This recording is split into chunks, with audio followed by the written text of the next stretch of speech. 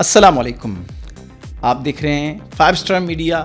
मैं हूं मिनहाज मूसवी। नाजरीन, इमरान खान पर बुरा वक्त है। पे दर पे केसेस का फैसला हो रहा है। पहले साइफर केस, फिर तोशा खाना और अब इमरान खान पर इद्दत के दौरान निकाह करने का जो निकाह किया गया, जिस पर केस बनाया गया था, उसका फैसला आ गया। गो कि ये मुख्तसर फैसला है, लेकिन इस मुख्तसर फैसले में इमरान खान को मुजरिम ठहरा दिया गया है और उनके निकाह को गैर शरई करार दिया गया है। गैर शरई का मतलब अब इमरान खान और बुशरा बीबी मियाँ बीवी नहीं रहे।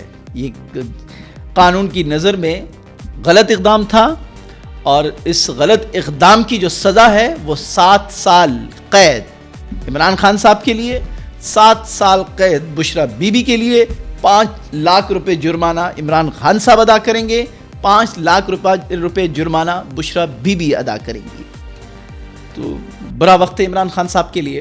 अच्छा, पस मंज़र ये केस जो है, ये पहली मरतबा इसको रिपोर्ट किया गया था। उमर चीमा साहब ने इस केस को मंजराम पे लाया था और उस वक्त उमर चीमा साहब बहुत बड़े पाकिस्तान के सहाफ़ी हैं, इन्वेस्टिगेटिव जर्नलिस्ट हैं। उन्होंने कहा था कि इमरान खान साहब का जो निकाह हुआ है, ये जो शरई हुक्म है, शरई अहकामात हैं, पाकिस्तान इस्लामी क़वानीन के तहत एक खातून को तलाक़ के बाद, ख़ावर मानिका से जब उन्होंने तलाक़ ली तो उसके बाद एक इद्दत का वक्त मुतय्यन है, उसको मुकम्मल किए बग़ैर निकाह करना शरन भी जुर्म है और पाकिस्तान के कानून के तहत भी ये गलत इक़दाम है। तो उस पर एक प्राइवेट शहरी थे, हनीफ मोहम्मद हनीफ, उन्होंने केस दायर किया अदालत में और जिन्होंने निकाह पढ़ाया था उनको गवाह बना दिया। उन्होंने भी मंजराम पर आकर ये कहा कि भाई ये जो तारीख़ बताई जा रही है इमरान खान के निकाह की कि 18 फरवरी को गालिबन नहीं बल्कि ये जनवरी के महीने में ये निकाह हुआ है। गो के इसका ऐलान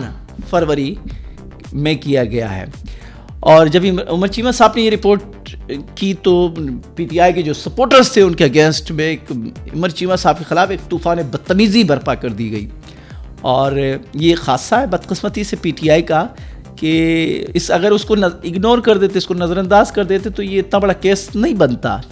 अच्छा, बहुत से लोगों का ख्याल है कि देखें जी, ये इमरान खान को डिफेम करने के लिए ये केस बनाया गया है। इसमें सदाकत है, केस बनाया भी गया है। अगर इसमें बदनीयती पर मबनी है ये केस, कोई सियासी फ़ायदा उठाना चाहते हैं तो, लेकिन ग्राउंड पर ये मौजूद है कि इमरान खान साहब ने, अच्छा कल जो हेयरिंग हुई उसमें इमरान खान साहब ने और बुशरा बीबी दोनों ने इसको एडमिट किया कि जो हमारा निकाह था वो जनवरी ही के महीने में हुआ।